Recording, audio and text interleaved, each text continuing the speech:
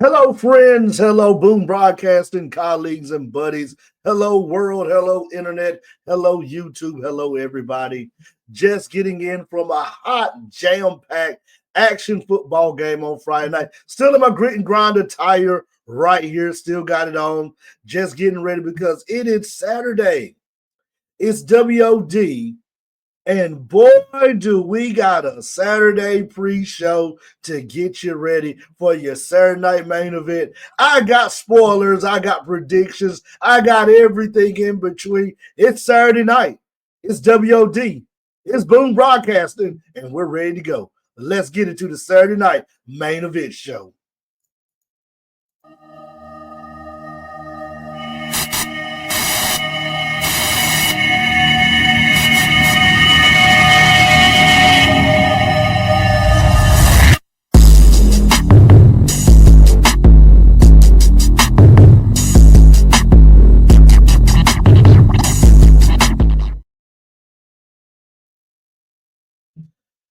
Growing up in the 80s and the 90s, yes, we're telling our age again right here on the Boom Broadcasting.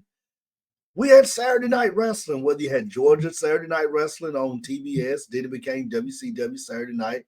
But there was a little time on NBC when there was a show called Saturday Night Main Event that as a kid, you just couldn't wait because you were going to see premium or live event matches live free on TV, on cable syndicated network TV. You were going to get it. So many great memories. I got one quick story. Then we're going to jump into some Saturday night predictions.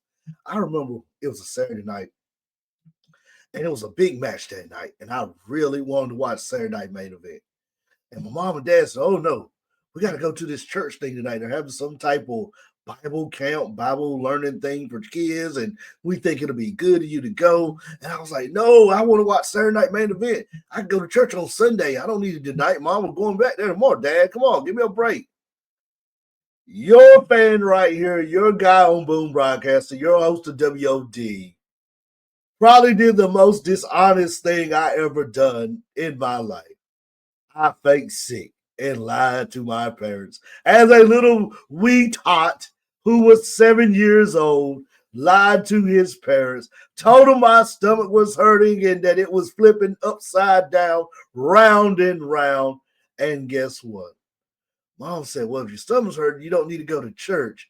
I was able to sit on the floor of the living room with a bucket of popcorn, pizza, water, and ice cold soda. Yes, I had to drink the water to throw everything off. And I couldn't eat that many slices of pizza, and I couldn't eat that much popcorn.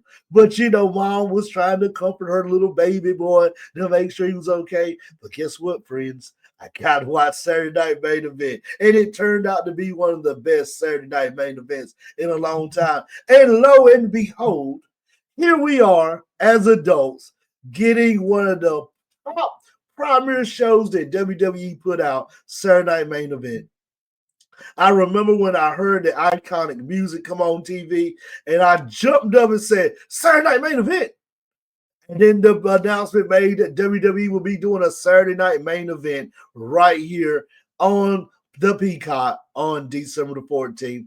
And they also did a house show Saturday Night Main Event in Greensboro in honor of a Starrcade a couple years ago. That was a sellout. Couldn't get to that one, but it wasn't a true Saturday Night Main Event. They kind of paid homage to Starrcade. Since, the Carolinas was Crockett's territory, they paid homage to Starrcade and made it more about Starrcade, which I really wanted to go. But they used the Saturday Night Main Event. So, WWE tried to tie two bows with one. That's what they did. I wasn't able to go to that one. It was a sellout. This one's at the Nassau Coliseum. Won't be able to go. But good thing about WWE is this will not be a glorified house show like the one we had in the Carolinas. It will be a premium live event that we can stream on the Peacock.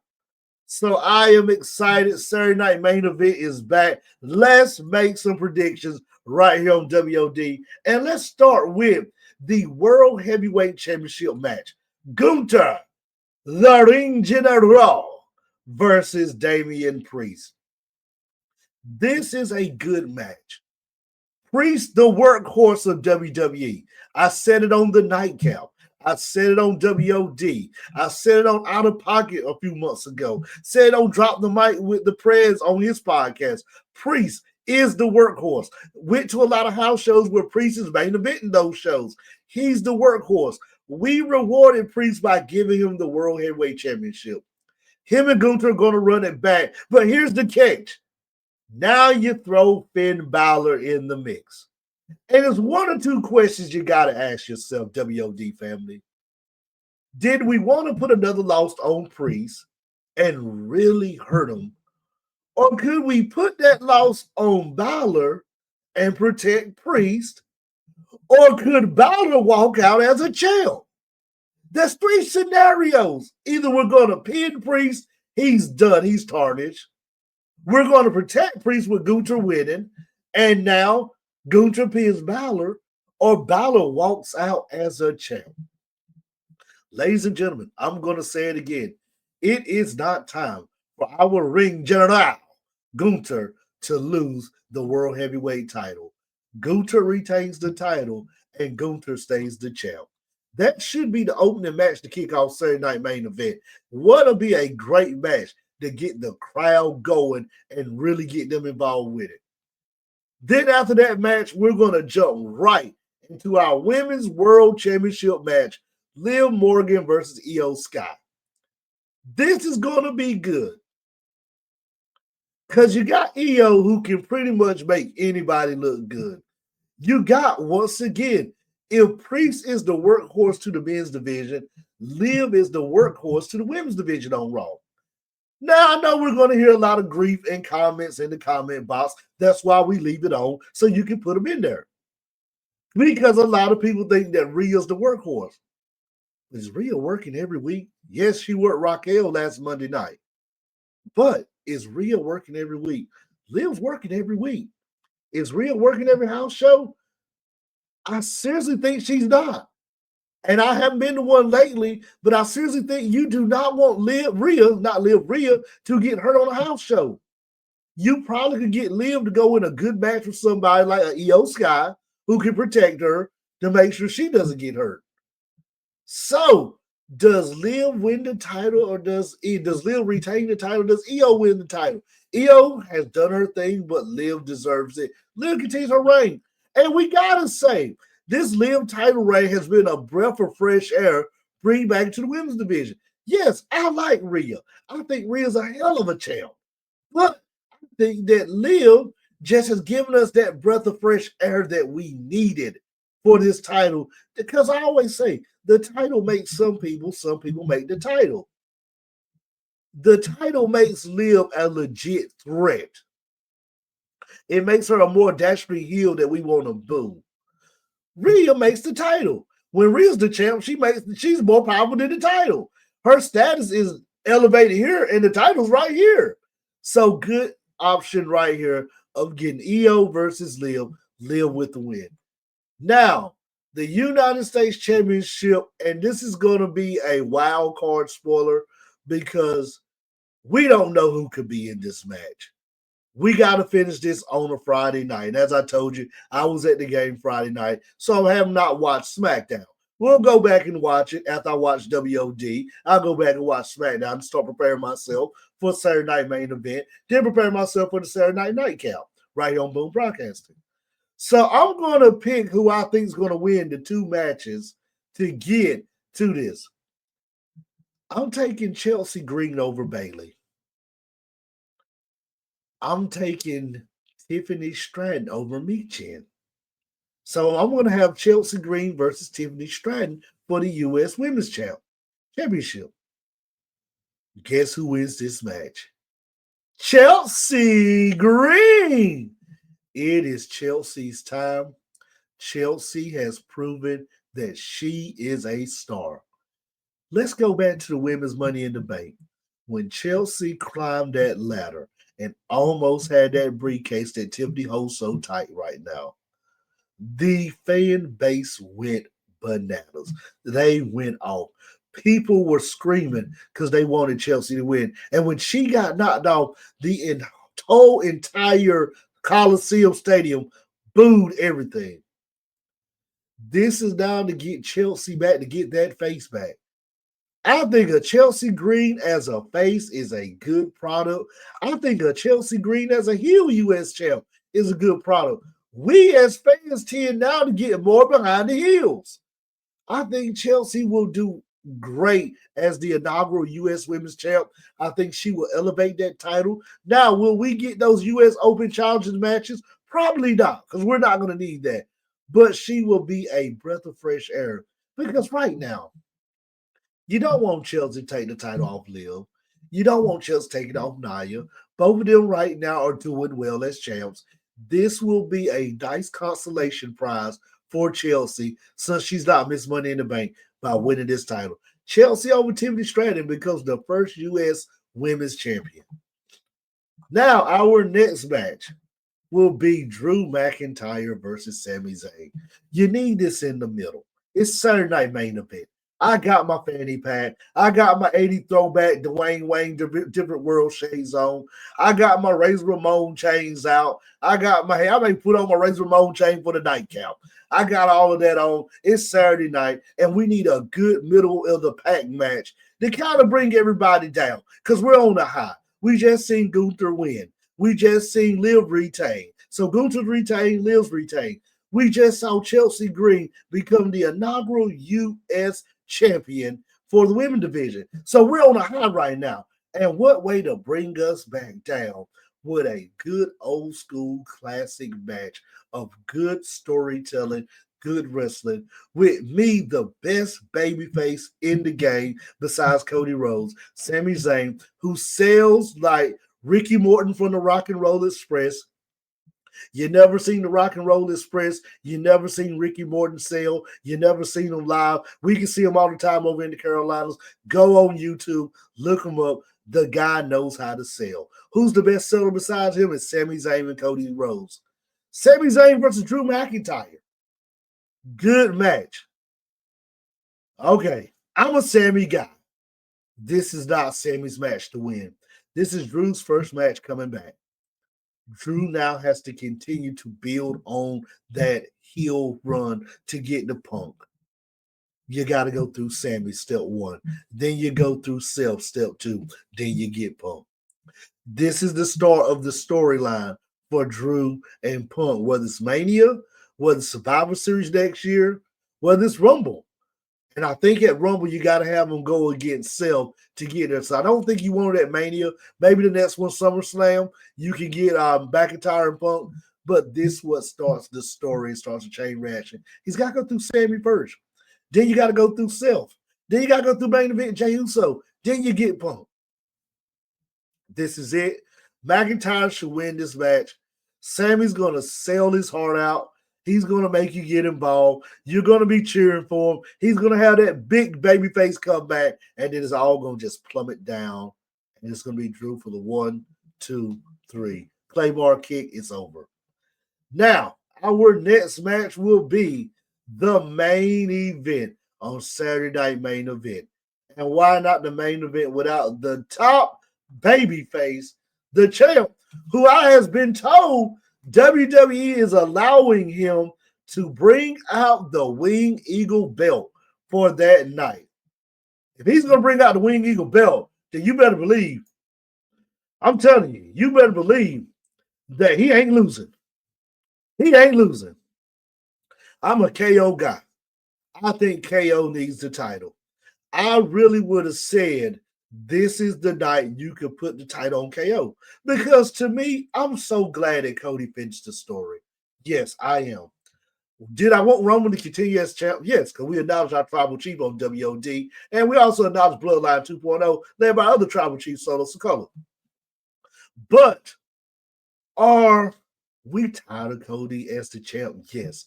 Was Cody's story more compelling? Did it draw you more in when he was chasing Roman and he had to go through the adversity of getting through the bloodline, getting so close but no cigar, not winning the big match, letting himself down, letting the fans down, letting his family down. Now he said, oh Lord, he let his dad, Dusty, looking down from the great stars above, looking in the squared circle, and your son was laying on the back for the 1, 2, 3. We were all heartbroken. Then Cody goes on the hero's journey. He goes through everything. He wins a tag title with Jey Uso on his way to this. He becomes the big star. Then he gets knocked back down, has The Rock take his spot, and we're like, oh man, there they go again, picking on the little guy. There goes the system. There goes the man. There goes the man in the system picking on the little guy. And what did we do? We lifted our little guy up on his shoulders. We held him high and we said, you're not going to take our moment, Cody's moment from him. And what does Cody do? He finished the story. But the great thing about good stories is when they're finished, who writes the next chapter? Have you ever read a book and when that book ends, if they don't have a sequel with a sequence of book 2 to go behind it to pick up from there, what do? You put the book on the shelf. I read it. Sell it back to Amazon. Sell it to the nonprofits. Drop it off at a nonprofit at one of the nonprofits in your local area for them to put on the shelf to sell. Give it to a friend. Put it in a little library somewhere in your community. That's what you do. That's what I feel with Cody right now. Since he finished the story at Mania, there's been no story. Yes, you had the match with him and Roman in the tag match. And guess what? You could have had Roman turn heel that night. You didn't. You wanted to keep Roman face because you knew you were going with Bloodline or OGs versus Bloodline 2.0, Solo with them. But there's been nowhere for Cody to go to the next chapter. What is the next chapter? Where are we going? So you turn Kevin Owens against Cody because he teamed up with Roman. That's not a chapter we're interested in. How about we should have had something prepared for Cody after he finished the story to be ready to move on? Baby faces do better when they are chasing the title. Now, with all that said, if Cody was not bringing out the Winged Eagle belt on Saturday Night Main Event for this one spectacular night, I would say this is the night. Kevin Owens is the guy. Have KO beat Cody. Have Roman Reigns beat KO.